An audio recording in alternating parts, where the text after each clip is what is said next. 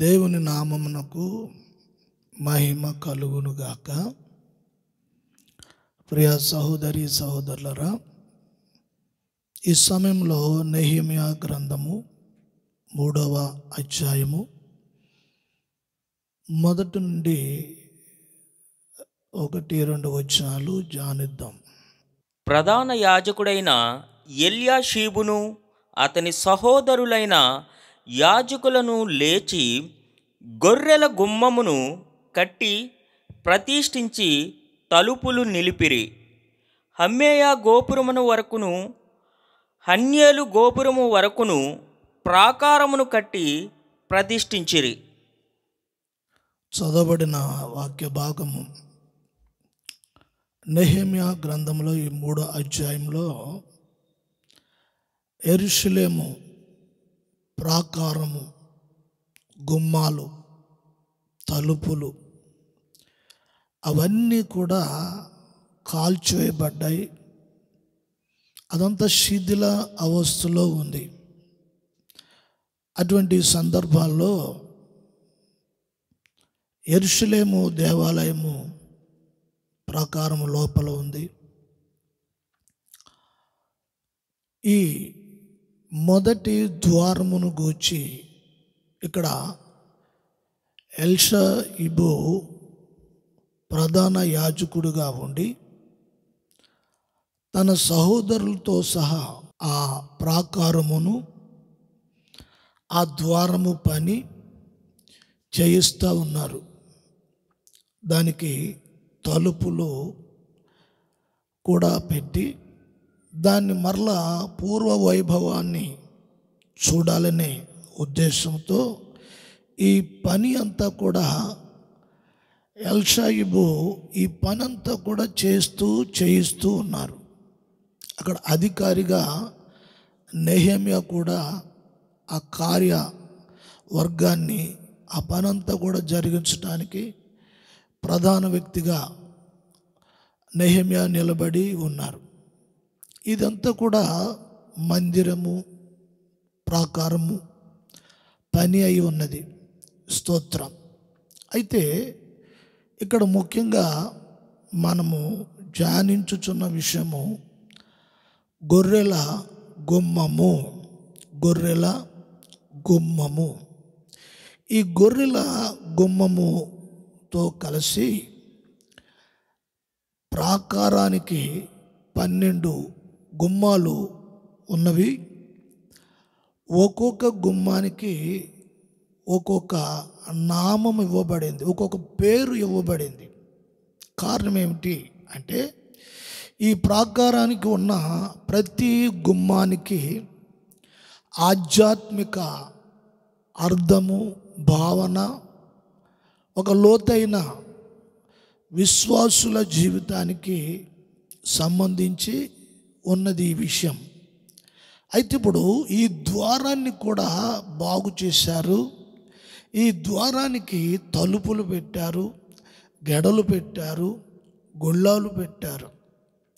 అయితే ఈ ద్వారము దేని కొరకు ఉపయోగించబడుచున్నది అని అంటే ఈ ద్వారము గుండా దేవాలయము లేక ప్రాకారములో నుండి గొర్రెలు వెళుతూ ఉన్నాయి. దేవాలయంలో బలిపీఠము, అక్కడ బలులు కార్యమంతా కూడా జరుగుతున్నది. బలి ఇచ్చే, అర్పించే ప్రతి గొర్రె ఈ ద్వారము గుండానే వెళ్ళాలి. ఈ ద్వారం గుండానే వెళ్ళాలి. ఇది దేవుని యొక్క ఉద్దేశము, ఆలోచన అయి ఉంది. ప్రాకారము లోపల దేవాలయంలో జరుగుతున్న దైవికమైన కార్యములు, సేవ పనులు ఇవన్నీ చేయటానికి యాజకులు అక్కడ చాలా ప్రేరణ, ఆత్మను కలిగి దేవుని ఉద్దేశమును బట్టి పనిచేసేవారు ఆ స్థలంలో ఉన్నారు. అయితే ఈ పని ప్రాకారము గుమ్మములు జరిగించే ఈ పనిని చూస్తున్నప్పుడు ఇతడు ప్రధాన యాజకుడుగా ఉన్నాడు. అయితే ఇప్పుడు ఈ అధ్యాయంలో మనం చూస్తున్నప్పుడు మరి 6 మంది వరకు ఈ పేరు కలిగిన వారు ఉన్నారు. ఎల్షాయిబు. అయితే ఇతడు ప్రధాన యాజకుడై ఉన్నారు. మిగతా వారు యాజకులు కాదు, ప్రధాన యాజకులు కాదు, కానీ ఇతనే ప్రధాన యాజకుడు అయి ఉన్నాడు. ఈ పనిని జరిగించటానికి దేవుని చేత ఏర్పాటు చేయబడిన వారు అయి ఉన్నారు. స్తోత్రం, హల్లెలూయా. యెరూషలేము పట్టణములో దేవాలయం ఉంది. దేవాలయము చుట్టూ ప్రాకారం ఉంది.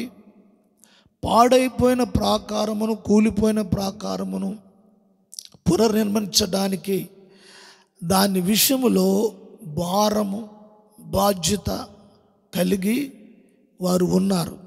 స్తోత్రం. అంటే ఈ కూలిపోయిన ద్వారం విషయంలో మనం చూస్తుంటే, కూలిపోయిన ద్వారాన్ని మరలా తిరిగి యాజకులు పని చేయటానికి దేవుడి చిత్తము, దేవుడి ఆలోచన ప్రకారంగా కూలిపోయిన ఆ ద్వారమును మరలా కట్టడానికి గల కారణము ఏమిటి, దీనికి సాదృశ్యంగా దీని ఉద్దేశం ఏమిటి అనేది చూసినప్పుడు, ఏదెను తోటలో ప్రప్రథమైన మానవుడు తన పోలికగా దేవుడు చేసుకున్నాడు, తన స్వరూపమందు చేసుకున్నాడు. ప్రప్రథముగా ఉన్న మానవుడు కూలిపోయాడు. దేవుడు ఎంతో ఇష్టముగా, ఎంతో ప్రణాళికతో భవిష్యత్తులో ఒక పవిత్రమైన ప్రజలు ఈ భూమి మీదకి రావాలని ఆలోచన కలిగిన పరమ తండ్రి తన పోలికలో చేసుకున్న ఆ మానవుడు అపవాది మోసపు మాటల ద్వారా ఆదాము జీవితాన్ని కూల్చివేసింది. కూలిపోయిన ఆదాము జీవితంలో నుండి ఆ సంతానమంతా కూడా కూలిపోయిన జనాంగమే భూమి మీదకి వచ్చింది. సర్వశక్తుడైన దేవుడు, ప్రేమామయుడైన దేవుడు, అద్వితీయుడైన దేవుడు, ఒక్కడైన పరిశుద్ధుడైన దేవుడు మరలా కూలిపోయిన మానవ సంతానాన్ని, మానవ జాతిని ఉద్ధరించటానికి ఆయన ఈ లోకానికి గొర్రె పిల్లగా వచ్చారు. దేవునికి స్తోత్రం. యోహాను సువార్త 1వ అధ్యాయంలో 29వ వచనములో ఈ విధంగా ఉంది. మరనాడు యోహాను యేసు తన యొద్దకు రాగా చూచి, ఇదిగో లోక పాపమును మోసుకొని పోవు దేవుని గొర్రెపిల్ల. అయితే బాప్తిజమిచ్చు యోహాను యోర్దాను నదిలో బాప్తిజాలు ఇస్తూ ఉన్నారు. ఆ సమయంలో యేసు ప్రభు యోర్దాను నదికి వస్తూ ఉన్నారు. ఆ సమయంలో యేసు ప్రభుని యోహాను చూస్తూ ఉన్నారు. యోహాను యేసు ప్రభుని చూచినప్పుడు ఆయన ఏమంటున్నారు, ఇక్కడ సువార్తలో చదివాం. ఏమంటున్నారు? లోక పాపములను మోసుకొని పోవు దేవుని గొర్రె పిల్ల అంటూ ఉన్నారు. అంటే యేసు ప్రభువులో యోహాను చూస్తూ ఉన్నాడు. ఎవరిని చూస్తున్నారు? గొర్రె పిల్లను, గొర్రె పిల్ల యొక్క స్వభావాన్ని యోహాను చూస్తున్నారు. యోహాను కూడా ఆత్మతో నింపబడిన వాడే. అయితే యోహాను యేసు ప్రభును చూసినప్పుడు అతడికి అతనిలో ఉన్న దేవుని ఆత్మ అతనితో చెప్తుంది, ఇతడు దేవుని గొర్రె పిల్లగా లోక పాపములను భరించటానికి మోయటానికి వచ్చిన గొర్రెపిల్ల అని పరిశుద్ధాత్మ అతనికి తెలియజేస్తూ ఉన్నాడు. ఆ మాటలే యోహాను పలుకుతూ ఉన్నాడు. ఇదిగో లోక పాపములను మోసుకుని పోవు దేవుని గొర్రెపిల్ల. హల్లెలూయా. అయితే ఎందుకు ఈ గొర్రెపిల్లగా రావడానికి గల కారణము? అయితే ఇప్పుడు యేసు ప్రభు ఈ లోకానికి మానవ అవతారిగా రావటానికి ముందే యెషయా అనే ప్రవక్త యెషయా గ్రంథము 53వ అధ్యాయంలో 5-6 వచనాల్లో వాక్యం ఈ విధంగా సెలవిస్తుంది. మన అతిక్రమ క్రియలను బట్టి అతడు గాయపరచబడెను, మన దోషములను బట్టి నలుగగొట్టబడెను, మన సమాధానార్థమైన శిక్ష అతని మీద పడెను, అతడు పొందిన దెబ్బల చేత మనకు స్వస్థత కలుగుచున్నది. మనమందరము గొర్రెల వలె త్రోవ త్రప్పిపోతిమి, మనలో ప్రతి వాడును తనకిష్టమైన త్రోవకు తొలిగెను. యెహోవా మన అందరి దోషమును అతని మీద మోపెను. స్తోత్రం. అయితే యెషయా ఈ గ్రంథములో ఎవరిని గూర్చి మాట్లాడుతున్నాడు ఈ ప్రవక్త? ఇది చదువుతున్నప్పుడు ఎవరిని గూర్చి మాట్లాడుతున్నాడు? యెషయా తన గురించే మాట్లాడుతున్నాడా? కాదు. ఇది ఎవరిని గూర్చి ఈ ప్రవచన వాక్యము? 700 సంవత్సరాలు యేసు ప్రభు రాక మునుపే లోకానికి పాపములను మోసుకుని వెళ్ళడానికి గొర్రెపిల్లగా ఆయన వస్తాడు అని ఆ ప్రవచనము, ఆ మాటలు ఇక్కడ ముందుగానే దేవుడు యెషయా ద్వారా సెలవిస్తూ ఉన్నాడు. ఈ మాటలన్నీ ప్రజలందరికీ తెలియజేస్తూ ఉన్నాడు. వాస్తవానికి ఎవరైనా పుట్టిన తర్వాతేనా కదా వాళ్ళ జాతకం, వాళ్ళ కథ తెలిసేది. ఇప్పుడు ఎవరైనా జాతకాలు తెలియాలంటే, ఎవరి జాతకమో చూపించుకోవాలంటే వాళ్ళ రాత బాగుందా, వాళ్ళ రాత బాగోలేదా అని లోకంలో మనం చూస్తూ ఉంటాం. చాలామంది జాతకాలు చూపించుకుంటూ ఉంటారు, తీసుకెళ్తూ ఉంటారు. అయితే పుట్టిన తరువాత అతడి జీవితంలో ఏ విధంగా ఉంటాడు, ఏ విధంగా వర్ధిల్లుతాడు అని చెప్పడం అనేది మానవుల యొక్క ఆలోచనను బట్టి ఆ విషయాలు చూస్తూ ఉంటాం మనం అంతా కూడా. అయితే ఇప్పుడు ఈయన విషయంలో అది భిన్నముగా ఉంది. ఆయన పుట్టలేదు, పుట్టక మునుపే ఆయన చరిత్ర లేక ఆయన పుట్టక మునుపు ఆయన పుట్టిన తర్వాత ఏం చేస్తాడు, ఆయన ఎందుకు పుడతాడు, ఆయన ఎందుకు వస్తాడు, ఆయన ఏం భరిస్తాడు, ఆయన ప్రజలకు ఏం చేస్తాడు, ప్రజలకు ఏం చెయ్యడానికి దేవుడు ఆయన పంపిస్తాడు అనేది చూసినప్పుడు యోహాను అంటున్నారు, లోక పాపములు మోసుకుని పోవడానికి ఆయన వచ్చాడట. ఇప్పుడు ఆయన పని ఏమిటంటే లోకంలో ఉన్న పాపుల పాపాలన్నీ కూడా ఆయన భుజాల మీద వేసుకుని మోసుకుని వెళ్ళిపోవడానికి వచ్చాడట. స్తోత్రం, హల్లెలూయా. అందరూ ఏకముగా ఎవరు తప్పకుండా అందరూ త్రోవ తప్పిపోయారు. అందరూ చేసిన పాపముల మీద, ఆ పాపములు బట్టి ఆయన మీదకి శిక్ష ఆయన మీదకి వచ్చింది. ఆ శిక్ష అంతా ఆయన అనుభవిస్తూ ఉన్నాడు. అది భరించడానికి వచ్చాడు. ఆయన గాయములు, ఆయన రక్తము, ఆయన శ్రమ, ఆయన వేదన ఇదంతా దేని కొరకు అంటే మానవులు పాపము నుండి విడిపించడానికి. హల్లెలూయా. అయితే ఏదెను తోటలో ప్రప్రదమైన మొదటి మానవునికి దేవునికి ఉన్న బంధము తెగిపోయింది, సమాధానము లేకుండా అయిపోయింది. అయితే మానవ జాతికి దేవునికి మరలా తిరిగి ఆ సమాధానము ఆ విరుగురిని కూడా ఐక్యపరచడానికి, సమాధానపరచడానికి, వారి మధ్యలో ఉన్న పాపమును తొలగించడానికి, నివారణ చేయడానికి, ప్రజలకు రక్షణ మార్గమును తెరవడానికి ఆయన ఈ లోకానికి వచ్చారు, ఆ కార్యమంతా చేశారు అని ప్రవక్త 5-6 వచనాల్లో మాట్లాడుతూ ఉన్నాడు. ప్రజల కొరకే అప్పగించేశారంట దేవుణ్ణి. చూడండి, దేవుడట మానవులను, లోకంలో ఉన్న ఈ ప్రపంచంలో ఉన్న మానవులందరినీ కూడా దేవుడు ప్రేమిస్తున్నాడు అని పరిశుద్ధ గ్రంథము చెప్తుంది.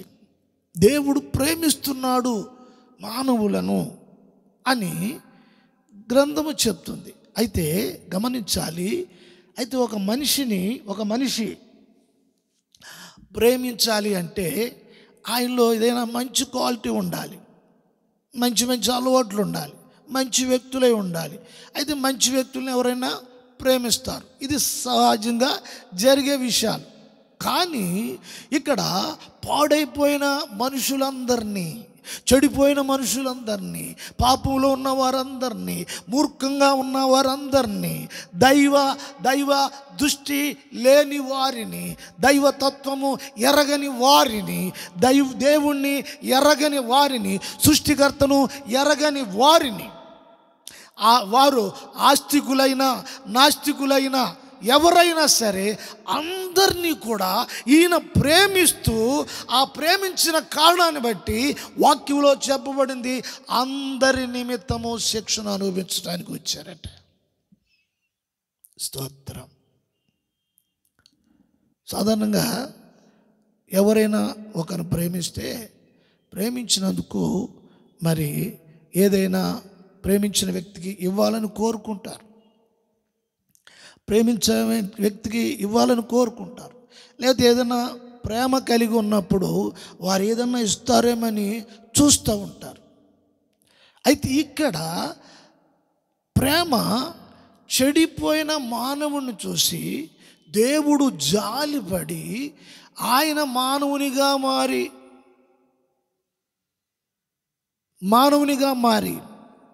మానవుని యొక్క దోషమంతా ఆయన మీద వేసుకొని, స్తోత్రం, ఎంతగా ప్రేమించాడు ఈ ప్రేమని వర్ణించగలమా? దేవునికి స్తోత్రం కలుగును గాక.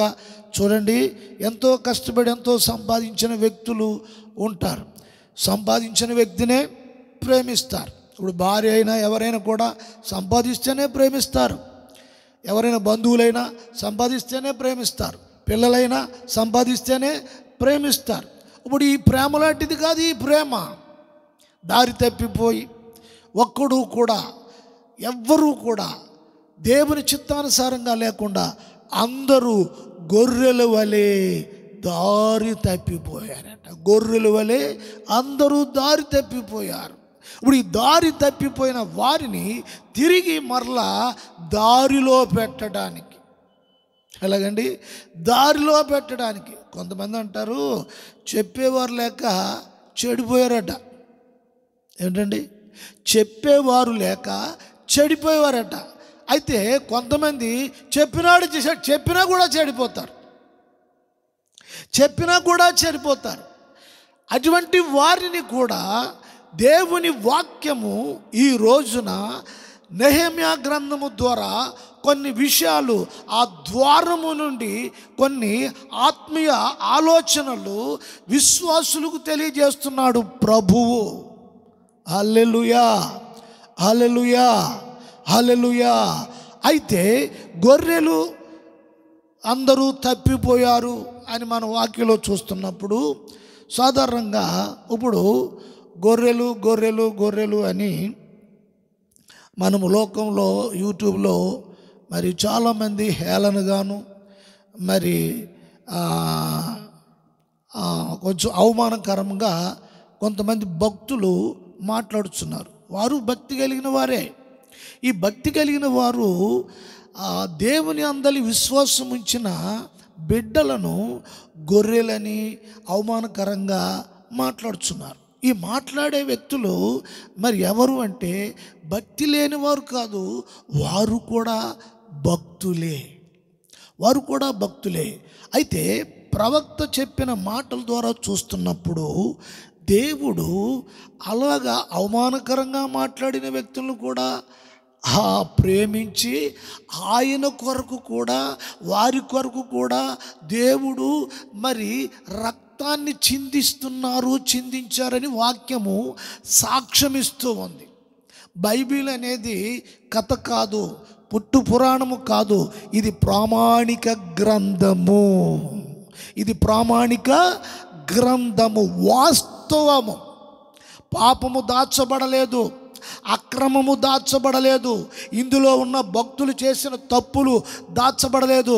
ప్రతీదీ కూడా బట్టబయలు చేసి అటువంటి వారిని అటువంటి స్థితిలో నుండి ప్రజలను విడిపించడానికి, దుష్టులను నాశనము చేయడానికి కాదు, కానీ దుష్టులు దుష్టత్వం నుండి తప్పించడానికి. దేవుని ఉద్దేశం ఏంటంటే దుష్టత్వంలో పాపంలో ఉన్నవాడు ఆ పాపంలోనే చనిపోవాలి అని దేవుడు ఆలోచన లేదు. మరి దేవుడు ఏమిటి? దుష్టులను చంపడానికి ఆయన వచ్చినవాడు కాదు, పాపులను చంపేయడానికి వచ్చినవాడు కాదు, పాపులను ఆ పాపము నుండి విడిపించటానికి ఆయన ఒక మార్గముగా మారి, దేవునికి స్తోత్రము. గొర్రెలు అనేది అలంకార రూపముగా వాడబడిన మాట. ఈ మాటలు మీరు వినాలని ప్రభు పేట మీకు మనవి చేస్తున్నాను. అలంకార రూపముగా మాట్లాడిన మాట. మరి ఒక మాట చూద్దాము. హెజ్కేలు గ్రంథములో 34వ అధ్యాయము 31వ వచనం. నా గొర్రెలను నేను మేపుచున్న గొర్రెల నగు మీరు మనుష్యులు, నేను మీ దేవుడను, ఇదే ప్రభువైన యెహోవా వాక్కు. సర్వశక్తుడైన దేవుడు మాట్లాడుచున్న మాట చూడండి. దేవుని అందలి విశ్వాసము ఉంచిన వారిని దేవుడు ఆయన మాటలతో పోషిస్తున్నాడట. గొర్రెలను మేపుచున్నాను అని దేవుడే ప్రవక్త ద్వారా మాట్లాడుచున్నాడు. అంటే దేవుడు తన యందు విశ్వాసం ఉంచిన వారిని పరిశుద్ధ లేఖనాల ద్వారా, వాక్యము ద్వారా, అనగా దేవుని మాటల ద్వారా ప్రజల్ని ఆదరించటము, ప్రజల్ని కాపాడటము, ప్రజల్ని స్వస్థపరచటము, ప్రజల్ని దీవించటము, ప్రజల్ని ఆశీర్వదించటము, ప్రజల్ని పాపం నుండి విడిపించటము. ఈ మాటలు పాపి అయిన మానవుణ్ణి పవిత్రపరుస్తూ ఉన్నాయి. పాపి అయిన మానవుణ్ణి పవిత్రపరుస్తూ ఉన్నాయి. శుద్ధ జలముగా ఉన్నాయి, పవిత్రమైన వాక్యముగా ఉన్నాయి, ఉదకముగా ఉన్నవి, శుద్ధీకరణ చేస్తుంది. ప్రతి ఆదివారము మందిరంలోనే అనేదే కాదు, వాక్యము వింటున్న ప్రతి విశ్వాసీ జీవితంలో వారి జీవితాలను పవిత్రపరిచి పరిశుద్ధపరిచి దేవునికి స్తోత్రము కలుగునుగాక. ఎందుకు ఈ కార్యమంతా జరిగిస్తున్నారు? ఇదంతా యేసు ప్రభువే జరిగిస్తూ ఉన్నారు. ఇదంతా యేసు ప్రభు ఆత్మే జరిగిస్తూ ఉన్నారు. దేవునికి స్తోత్రం. ఆయన అంటున్నారు, నేను వారిని మేపుచున్నాను, మనుష్యులు అని చెప్పుచున్నారు. చూడండి, ప్రవక్త ద్వారా ఈ మాటలు తెలియచేస్తున్నారు. ప్రవక్త ప్రవచన ఆత్మ కలిగిన వాడు. ప్రవక్త దేవుని ఆత్మ ద్వారా జరగబోయే భవిష్యత్తులో కార్యాలను, జరుగుచున్నవి, ప్రజెంట్ ఉన్నవి, ఇవన్నీ కూడా చెప్పగలడు. భవిష్యత్తు చెప్పగలిగిన వాడు ప్రవక్త. ఆ ప్రవక్త మాట్లాడుచునంటే దానికి కారణం ఏంటంటే ఈ మాటలు ప్రవక్త నోట ద్వారా భవిష్యత్తును తెలియజేసేవాడు దేవుడు. స్తోత్రం. ఈ దేవుడు భవిష్యత్తును తెలియజేసేవాడు, జరగబోయే కార్యాలను తెలియజేసేవాడు, ప్రజలనందరినీ ఒక ద్వారములోనికి నడిపించేవాడు. యేసుప్రభు అన్నాడు, నేనే ద్వారము, గొర్రెలకు వెళ్ళే ద్వారము నేనే. ఆయన ద్వారంగా మారిపోయారు. ఆయన ద్వారంగా మారిపోయారు. దేవునికి స్తోత్రము. ప్రియ సహోదరి సహోదరులరా, ఈ మాటలు వింటున్న సమయంలో మీరు గమనించాలి, గ్రహించాలి. దేవుని ఉద్దేశం ఏమై ఉన్నది?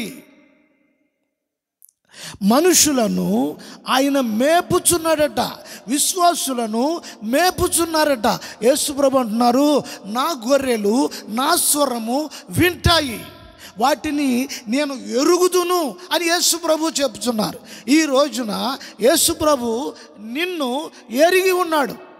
ఏ స్థితిలో ఉన్నావో నిన్ను ఎరిగి ఉన్నాడు. నీ నడవడిక తెలుసు, నీ పడక తెలుసు, నీ ఉనికి తెలుసు, నీ ఉన్న ఉద్దేశము తెలుసు, నువ్వు ఏ స్థితిలో ఉన్నావో తెలుసు. నిన్ను ఎరుగుదును.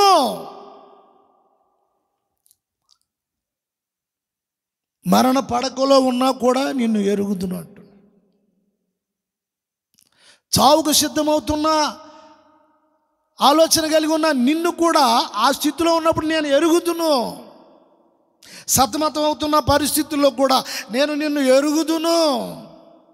అయితే నిన్ను ఎరిగిన వాడిని నీవు ఎంతవరకు ఎరిగావు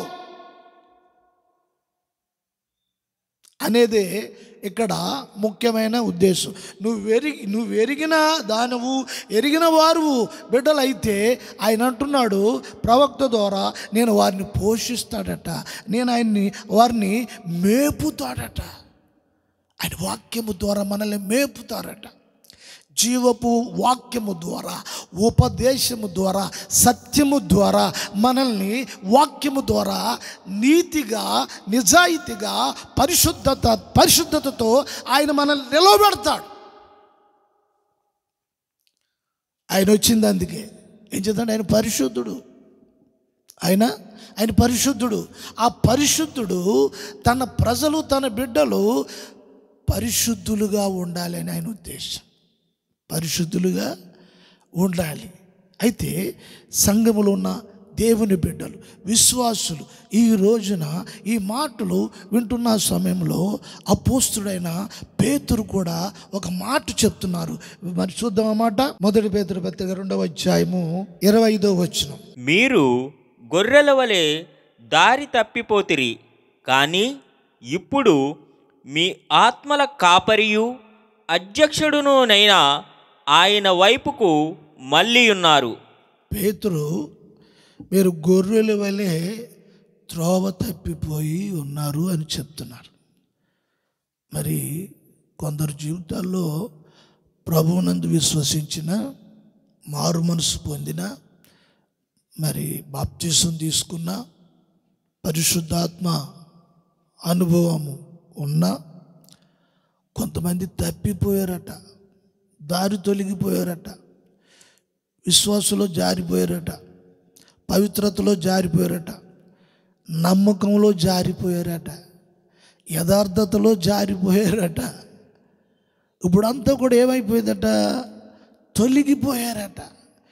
మీ ఆత్మలకు కాపరైన వాడు, మనకి ప్రధాన యాజకుడిగా ఉన్నవాడు, ఇప్పుడు ఈ తొలగిపోయిన వారందరినీ మరలా బాగు చేసి మళ్ళీ నిలబెట్టాలి అనే ఆలోచన కలిగిన వాడు.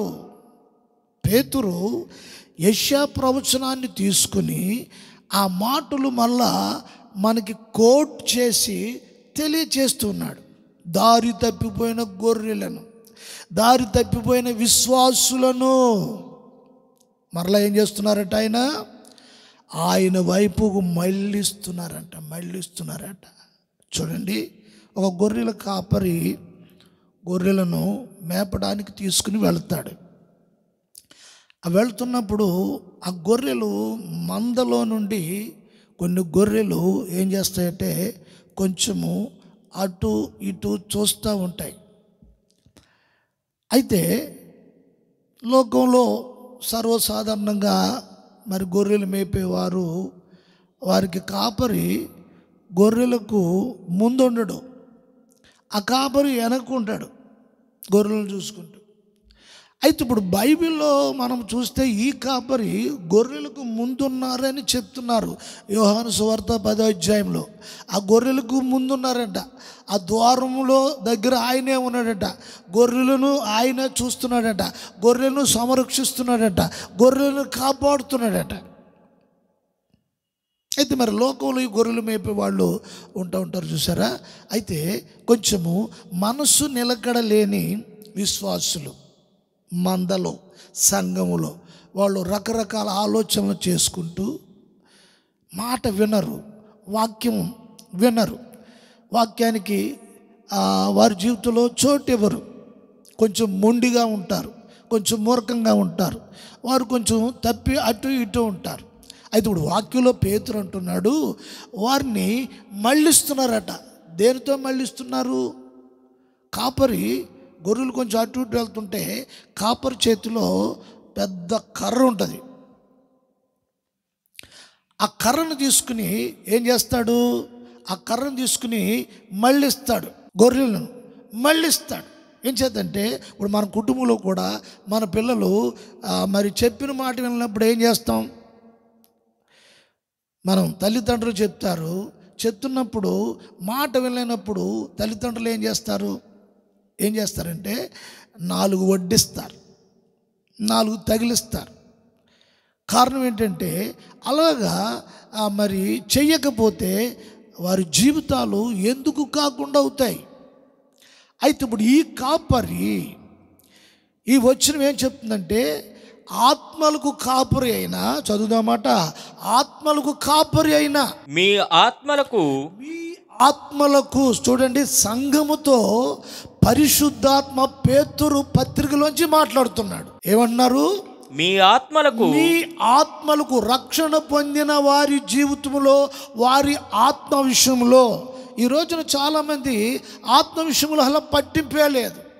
ఆరాధన విషయంలో పట్టింపు లేదు, ఆత్మ విషయంలో పట్టింపు లేదు, విశ్వాస విషయంలో పట్టింపు లేదు. వెళుతున్నామంటే వెళుతున్నాం, వస్తున్నామంటే వస్తున్నాం. ఆరాధనకి వెళ్ళి ఎన్ని వారాలైంది? ఆరాధనకి వెళ్ళి కొన్ని కుటుంబాల్లో ఆత్మారాధన చేసి ఎంతకాలమైంది? ప్రభువుని మనస్ఫూర్తిగా ప్రార్థించి ఎంతకాలమైంది? కారణం ఏంటంటే వారు తొలగిపోయిన వారిని నీ ఆత్మలకు కాపరి అయిన ప్రభువు నిన్నేం చేస్తున్నాడు? వాక్యము ద్వారా మళ్ళిస్తున్నాడు. హల్లెలూయా. వాక్యం ద్వారా మళ్ళిస్తాడు. హెచ్చరికల ద్వారా, గద్దింపు ద్వారా బుద్ధి చెప్పి సరిచేసి ఒక రోజున తండ్రి అయిన దేవుని వద్ద నిలబెట్టడానికి ఆత్మలకు కాపరైన ఆయన ఏం చేస్తున్నారు? మీ ఆత్మల కాపరియు అధ్యక్షుడునైనా. చూడండి, ఆత్మల కాపరి అధ్యక్షుడు దేవునికి స్తోత్రములు. సంఘంలో ఈ రోజున ఆత్మలకు ఎవరు అధ్యక్షుడు అంటే దేవునికి స్తోత్రం. ఆయన సంఘానికి ఆయనే అధ్యక్షుడు, ఆయన ప్రజలకు ఆయనే అధ్యక్షుడు. మీ ఆత్మలకు కాపరి అయిన అధ్యక్షుడైన ఆయన వైపునకు మళ్ళీ ఉన్నారు. మనమందరం ఆయన వైపుకు మళ్ళాలి. తప్పిపోయిన వారందరూ కూడా తిరిగి మళ్ళా ఆయన వైపు మళ్ళాలి, ఉపదేశం వైపు మళ్ళాలి. విశ్వాసంలో జారిపోయిన వారందరూ మరలా ఆయన వైపు మళ్ళించేవారు ఎవరు అంటే ఈ వాక్యము ద్వారా పరిశుద్ధాత్మ మరి ఆ తొలగిపోయిన వారిని, జారిపోయిన వారిని ప్రభు మరలా పురుగొలుపుతున్నారు. వాక్యము ద్వారా ఆయన వైపు ఆయన మళ్ళిస్తారట. స్తోత్రం. మళ్ళిస్తారంట. ప్రియ సహోదరి సహోదరులరా, అయితే ఇప్పుడు ఆయన స్వరము, ఆయన మాట, ఆయన స్వరము, ఆయన మాట, ఆయన వాక్యము అంతా ఒకటై ఉంది. మరి ఆయన స్వరము గుర్తుపెట్టే స్థితిలో నీవు ఉంటున్నప్పుడు నువ్వు ఏ ద్వారం గుండగా వెళుతున్నావు? నేను ఏ ద్వారం గుండగా ఎవరు నడిపిస్తున్నారు? దేవునికి స్తోత్రం. హల్లెలూయా. నువ్వే దూరంగా వెళుతున్నావు, ఆయనే నీ కొరకు ద్వారంగా మారిపోయారు. ఆయనే మన కొరకు దూరంగా మారిపోయారు. దేవునికి స్తోత్రము కలుగును గాక. హల్లెలూయా. దూరంగా మారిపోయారు. దేవునికి దేవునికి స్తోత్రం. అధ్యక్షుడిగా ఉన్నాడు, మనకి ప్రతి విషయాలు తెలియజేస్తూ ఉన్నాడు, ప్రతి విషయాలు బోధిస్తూ ఉన్నాడు, ప్రతి విషయాలు మనకి జ్ఞాపకం చేస్తూ ఉన్నాడు, ప్రతి విషయాలు పురుగొలుపుతూ ఉన్నాడు. ప్రతి బలహీనత విషయంలో, జారిపోయిన విషయంలో నిన్ను ప్రోత్సహిస్తూ ఉన్నాడు, మళ్ళిస్తూ ఉన్నాడు. ఇటువంటి అధ్యక్షుడు, ఇటువంటి ప్రధాన యాజకుడు మనకి ప్రభు అయిన యేసు ఉన్నారు. మన జీవితాలను కడుతూ ఉన్నారు. ఆయన పడిపోయిన జీవితాలను ఆయన కడుతూ ఉన్నారు. దేవునికి స్తోత్రము కలుగును గాక. దిక్కులేని వారిలాగా, బేకారులాగా, ఎందుకు పనికిరాని వ్యక్తిగా సాతాను భయంకరమైన దురాశలతో నింపేసి ఈ రోజున ధనము సంపాదించి, అవి సంపాదించి, ఇది సంపాదించి, నిజమైన ఆత్మ సంబంధమైన ఐశ్వర్యం విషయంలో పేదవాడు దరిద్రులు అయిపోయారు అనేకులు.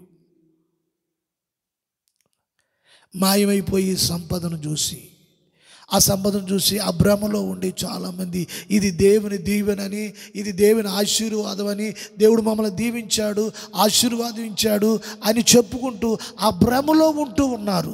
అయితే ప్రధాన యాజకుడుగా, అధ్యక్షుడుగా ప్రభు అయిన యేసు మన జీవితాల్ని కడుతున్నాడు అని ఎంతమంది గుర్తిస్తున్నారు?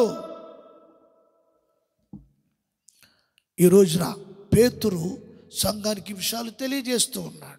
నేను స్తోత్రం. అదే పేతురు పత్రికలో, మొదటి పేతురు పత్రికలో ఒక మాట చదువుదాం. దేవునికి స్తోత్రం. హల్లెలూయా. 5వ అధ్యాయము 4వ వచనం. ప్రధాన కాపరి ప్రత్యక్షమైనప్పుడు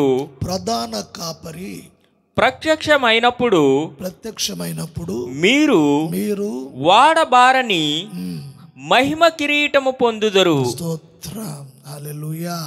ఒక రోజున ప్రభు ప్రత్యక్షమవుతారు. ఎవరి జీవితాలైతే కట్టుకుంటున్నారో వాక్యము ద్వారా, ఎవరి జీవితాలు తమ జీవితాలను వాక్యం ద్వారా కట్టుకుంటున్నారో, ఆయన స్వరం ఎవరైతే వింటున్నారో, ఆయన స్వరము ఎవరైతే వింటున్నారో, ఆయన స్వరాన్ని ఎవరైతే గుర్తుపడుతూ ఉన్నారో, అటువంటి వారి జీవితాలను వాక్యము ద్వారా కట్టుకొనొచ్చు. ప్రతి విషయములో పరిశుద్ధతలో కట్టుకొనొచ్చు, నీతిలో కట్టుకొనొచ్చు, న్యాయముగా కట్టుకొనొచ్చు. దేవునికి స్తోత్రం. మహిమలో కట్టుకొనొచ్చు, పరిశుద్ధతలో కట్టుకొనొచ్చు. దేవునికి స్తోత్రం కలుగునుగాక. ఆత్మలో కట్టుకొనొచ్చు, ప్రార్థనలో కట్టుకొనొచ్చు. ఒక రోజున ప్రధాన యాజకుడిగా ఆయన ప్రత్యక్షమైనప్పుడు వాడబారని జీవ కిరీటము. ఈ కిరీటం ఎవరికండి? కిరీటం ఎవరికి? ఈ కిరీటం ఎవరు? ఓడిపోయిన వాళ్ళకా? లోకాన్ని సంపాదించుకున్న వాళ్ళకా? లోకాన్ని జయించిన వారికి. ఇప్పుడు ఈ కిరీటం ప్రభు ప్రధాన కాపరిగా ఉండి మన కొరకు ప్రభువు కిరీటం ఎవరికి తీసుకొస్తున్నారు? వాడబారని కిరీటం. వాడిపోదు ఆ కిరీటం. అది ఎప్పుడు దగ్గ మెరుస్తూ ఉంటుంది. నీ జీవితం కూడా పరిశుద్ధతతో, మహిమతో నీ జీవితం కూడా ఈ లోకంలో జీవపు వెలుగు ద్వారా ప్రజ్వలిల్లాలి, వెలగాలి, వెలుగుతూ ఉండాలి. దేవునికి స్తోత్రము కలుగునుగాక. హల్లెలూయా. నువ్వు ప్రకాశిస్తూ ఉండాలి. ఆకాశము నక్షత్రముల వలె నువ్వు ప్రకాశిస్తూ ఉండాలి. దేవునికి స్తోత్రం. హల్లెలూయా. ఆఖరి ఒక్క మాట చెప్పి నేను ముగిస్తాను. ఒక వచనాన్ని చదువుదాము. యోహాను సువార్త 14వ అధ్యాయము 6వ వచనం. యేసు నేనే మార్గమును, సత్యమును, జీవమును, నా ద్వారానే తప్ప ఎవడును తండ్రి యొద్దకు రాడు. యేసు ప్రభు అంటున్నారు, పరలోక తండ్రి, ఆత్మలకు తండ్రి, ఈ లోకంలో ఉన్న మానవ జాతి ప్రతి ఒక్కరికి, వారిలో ఉన్న ఆత్మకు తండ్రి, పరమ తండ్రి. ఇప్పుడు ఈ బాహ్యమైన శరీరము మన శరీర సంబంధమైన తల్లిదండ్రుల ద్వారా మనకి ఈ శరీరం అనుగ్రహించబడింది. అయితే నీలో ఉన్న ఆత్మకు తండ్రి, ఆయన పరలోకంలో ఉన్నారు. ఆయన ఈ లోకంలో ఉన్న అందరు ఆత్మలకు పరమ తండ్రి అయి ఉన్నాడు. దేవునికి స్తోత్రం. ఇప్పుడు ఆ పరమ తండ్రి వద్దకు వెళ్ళాలి, ఆ మార్గంలోనికి వెళ్ళాలి అంటే ఇప్పుడు యేసు ప్రభువు అంటున్నారు, నేనే ఆ మార్గమును, నా ద్వారా తప్ప ఎవరు కూడా నిత్య జీవానికి, పరలోక రాజ్యానికి, మోక్షానికి ఎవ్వరూ వెళ్ళలేరట. ఆయన అక్కడి నుంచి వచ్చాడు. ఏం చేతంటే పరమ తండ్రిని లోకానికి పంపించారు. అందరూ దారి తప్పిపోయారు, దారి మర్చిపోయారు. ఎక్కడి నుంచి వచ్చారో, ఎక్కడి నుంచి మళ్ళీ తిరిగి వెళ్ళాలో తెలియని పరిస్థితిలో ఉన్నారు. కొంతమంది మరణిస్తే ఎక్కడికి వెళ్తారు అంటే ఏమో ఎవరికి తెలుసు. భక్తులను అడిగినా కూడా అదే మాట అంటారు. మరి భక్తి చేస్తున్న వారిని కూడా అడిగినా ఏమో చనిపోయిన తర్వాత ఏమవుతామో మనకేం తెలుసు అని అంటారు. దేవునికి స్తోత్రం. అయితే బైబిల్ అంటూ ఉన్నది అసలైన జీవితం చనిపోయిన తర్వాతే ప్రారంభమవుతుంది. హల్లెలూయా. ఈ లోకంలో శరీరంలో జీవించే జీవితం 30, 40, 50, 70, 80 కావచ్చు. కానీ మరి పరలోకపు తండ్రి దగ్గర ఉండే జీవితము దాన్ని నిత్య జీవము అని చెప్పబడుచున్నది. ఆ నిత్య జీవానికి వెళ్ళాలి అంటే యేసు ప్రభువే మార్గమై ఉన్నారు. ఆయనే తీసుకుని వెళతాడు. ఆ పరమ తండ్రి దగ్గరికి తీసుకెళ్ళేవాడు ఆయనే. ఆయన తప్ప మరెవ్వరు కూడా పరలోక తండ్రిని ఎవ్వరూ చూడలేదు. ఆయనే చూశాడు. అక్కడి నుంచి వచ్చాడు కనుక ఆయన మాత్రమే మనల్ని తీసుకెళ్ళగలదు. దేవుని స్తోత్రం. ఆయన ఈ వాక్యంలో అంటూ ఉన్నాడు, నేనే మార్గమును, ఎవడు కూడా తండ్రి వద్దకు ఎవడు పోలేడు. మనలందరినీ కూడా తీసుకెళ్ళేవాడు ఆయనే. మనకి మార్గమై ఉన్నాడు. గొర్రెలకు పోయే ద్వారము నేనే, నేను తప్ప ఎవ్వరూ కూడా మిమ్మల్ని తీసుకుని వెళ్ళలేడు. ఎంత భక్తి కలిగిన ఈ రోజున ఆయనే మనకి మార్గమై ఉన్నాడు, దారి అయి ఉన్నాడు. ప్రియ సహోదరి సహోదరులరా, ఈ నెహెమ్యా గ్రంథంలో ఉన్న విషయాలు చాలా ఉన్నవి మనము ధ్యానించడానికి. దేవునికి స్తోత్రము. ప్రభువు ఈ మాటలను బట్టి ఆ 3వ అధ్యాయంలో ఒక వ్యక్తిని గురించి మనము చూస్తున్నాము. అతడు ఆయన ప్రధాన యాజకుడిగా ఉన్నాడు. ఆ పనంతా జరిగిస్తున్నాడు. మరి ఇప్పుడు కూడా మన ప్రభు అయిన, ఆత్మలకు కాపురైన, నీ ఆత్మకి కాపురైన ఆయన నిన్ను మరి కట్టడానికి ఎంతవరకు నీవు ఇష్టపడుతూ ఉన్నావు. ఒకవేళ ఆ కట్టబడే అనుభవం నీకు లేకపోతే నీ జీవితాన్ని ప్రభువు కట్టడానికి సిద్ధంగా ఉన్నారు.